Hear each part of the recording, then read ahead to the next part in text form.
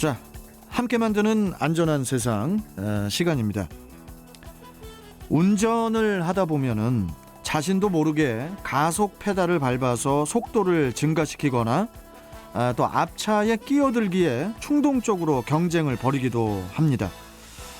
또한 운전자의 주관적 속도는 계기판의 객관적 속도보다 느리게 느껴지며 또 스스로 통제하는 데 적지 않은 어려움이 따르게 되는데요. 그래서 오늘은 과속과 안전운전에 대해서 도로교통공단 인천지부 김태환 교수와 이야기 나눠보도록 하겠습니다. 자, 김태환 교수님 나와 계시죠? 네, 안녕하십니까. 예.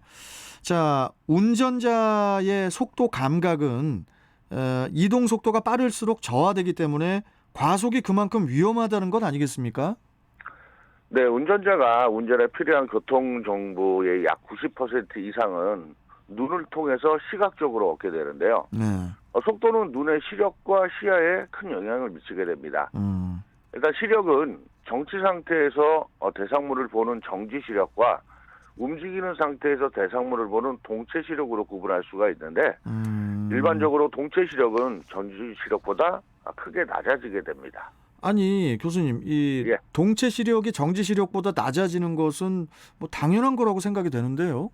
예. 운전자의 동체 시력은 본인의 이동 속도는 물론이고 대상물의 이동 속도가 빠를수록 급격하게 저하게 됩니다. 또한 양쪽 눈으로 볼 수 있는 좌우의 범위를 이제 시야라고 하는데 예. 정상적인 시력을 가진 사람의 양쪽 눈의 시야는 약 180에서 200 정도지만 속도가 40km에서는 시야가 약 100도 정도로 좁아지고요. 70km에서는 65도, 100km에서는 약 40도로 급격히 좁아지게 됩니다. 예. 이처럼 속도가 빠르면 운전자의 시력도 저하되고 원활하게 볼 수 있는 전방의 시공간의 범위도 급격하게 좁아지기 때문에 뚜렷한 장애물의 인지나 위험 발견이 어려워지게 되고 예. 이것이 결국엔 꼭 사고로 이어질 수 있는 가능성을 증가하게 됩니다. 그렇군요. 밤의 길이가 긴 그 동절기에는 야간 운전으로 인한 시야 확보의 어려움은 더욱더 이렇게 가중될 것으로 보이는데 어떻게 보십니까? 네, 요즘과 같은 동절기에는 낮의 길이가 10시간 정도밖에 되지 않는다고 합니다. 그만큼 밤의 길이가 길어져서 야간에 운전을 해야 하는 시간이 길어졌고 그에 따라서 사고의 위험도 증가한다라고 할 수 있는데 야간 운전은 주간과 달리 눈을 통해 들어오는 그 교통정보를 정확하게 인지하기가 어렵기 때문에 운전 자체가 쉽지 않아 사고의 위험성이 커집니다. 예. 실제로 야간 사망사고는 주간 사망사고보다 약 2배 이상 많고요. 특히 해가 막 지려는 황혼 무렵에 낮 시간보다 사망자 수가 2배가 넘는 이런 위험성을 가지고 있습니다. 6시, 오후 6시에서 8시 사이에 사망자가 2배가 넘는다고요? 예. 이거 좀 몰랐네요. 참, 이 시야 확보에 어려움이 가중이 되는 야간 운전 시에는 이제 속도를 더 줄여서 운전을 해야 할 것으로 보이지만은 또 야간에는 보행자는 물론이고 차량의 통행량이 또 줄기 때문에 오히려 과속 운전이 또 많아지지 않습니까? 야간 운전 시에는 시야의 범위가 좁아지게 되는데 네. 특히 조명이 없는 도로에서 운전자의 시야는 전조등이 비치는 범위, 보통 상향등을 작동했을 때 약 100m, 하향등의 경우에는 약 30m를 벗어날 수 없기 때문에 보행자나 이런 위험의 발견이 그만큼 늦어지게 됩니다. 예. 또 다른 문제는 원근감과 속도감이 둔해지기 때문인데 특히 조명이 없는 도로에서는 주변의 상황이 보이지 않기 때문에 과속으로 이어질 가능성은 그만큼 높아지게 됩니다. 따라서 수시로 계기판을 확인하는 이런 운전 습관이 필요할 것 같고요.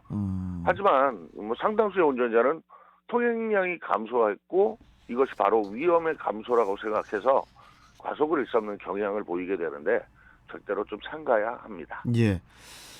그리고 이제 특히 동절기에는 다른 계절에 비해서 이렇게 어두운 계열의 옷을 선호하는 경향도 시야 확보를 방해하는 요인으로 작용할 것 같은데 어떻습니까?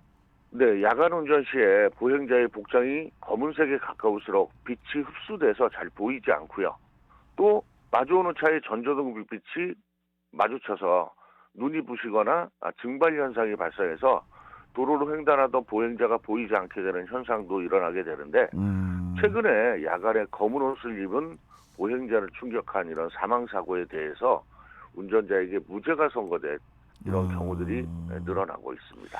그러니까 결국은 이 시각 기능의 저하와 함께 현혹 현상이나 또 증발 현상 그리고 이제 과속이라는 요인이 만나게 되면서 사고의 가능성이 높아진다고 이제 할 수 있겠네요. 네, 모든 사고가 그렇듯이 한 가지 요인 때문에 발생하는 것이 아닌데 네. 특히 야간의 교통사고의 경우에는 우연적인 요인들이 복합적으로 발생하게 됩니다.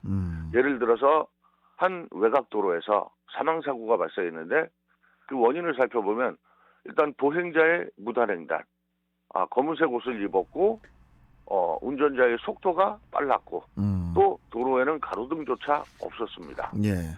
하지만 사고가 일어난 운전자는 그분이 무단횡단을 하지 않았다라면 흰색 옷을 입었다라면 또 나이가 드신 어르신이 아니라 젊은 사람이었다라면 아니면 내가 조금만 더 빨리 갔으면 하는 이런 생각이 발생할 수 있는데요. 예. 일단은 내가 속도를 통제하고 주변에 있는 위험을 발견하기 위한 이런 노력하는 운전이 필요하다라고 말씀드려야 될 것 같습니다.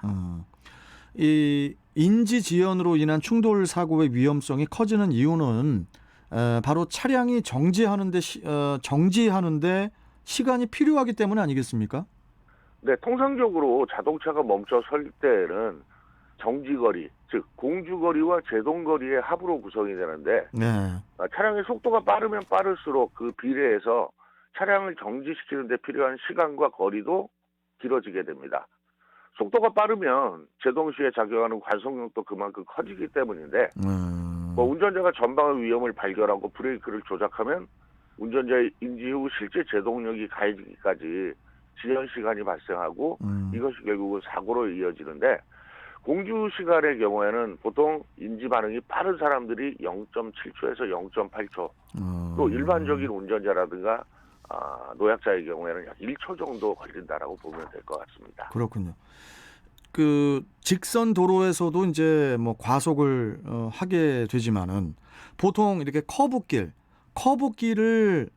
이렇게 회전을 할 때 속도를 미리 줄이지 않고 길 안쪽으로 이렇게 중앙선을 먼저 침범을 해서 넓게 회전하는 차량들이 또 많은 것 같아요. 네, 원심력을 줄이기 위해서 중앙선을 넘나드는 이런 국선주로에서 주행을 하시는 분들이 계시는데 예. 차량의 과속은 제동뿐만 아니라 또 곡선부 주행 시에는 원심력으로 인한 위험성이 커지게 됩니다. 또 속도를 줄이지 않고 중앙선을 침범하면서 가로질러서 무리한 속도로 선회하다가 곡선 바깥쪽으로 이탈할 위험성이 높아지고요. 예. 또 바깥쪽으로 쏠지는 원심력은 속도가 높을수록 또 곡선 반경이 작을수록 커지기 때문에 무리하게 중앙선 안쪽으로 주행할 것이 아니라 커브 진입 전에 미리 충분히 속도를 줄여서 커브를 자연스럽게 돌아갈 수 있는 이런 안전운전이 필요하겠죠. 맞습니다. 그리고 이제 겨울철에는 특히 이제 노면이 항상 말씀드리는 거지만 노면이 미끄럽기 때문에 커브길은 항상 더 조심을 해야 됩니다. 예. 네. 자, 알겠습니다. 자, 함께 만드는 안전한 세상. 오늘은 과속과 안전운전에 대해서 알아봤습니다. 자, 교수님 오늘 말씀 잘 들었고 또 다음 시간에 또 뵙도록 하겠습니다. 고맙습니다. 네, 감사합니다. 네. 자, 함께 만드는 안전한 세상 도로교통공단 인천지부 김태환 교수와 함께 했습니다.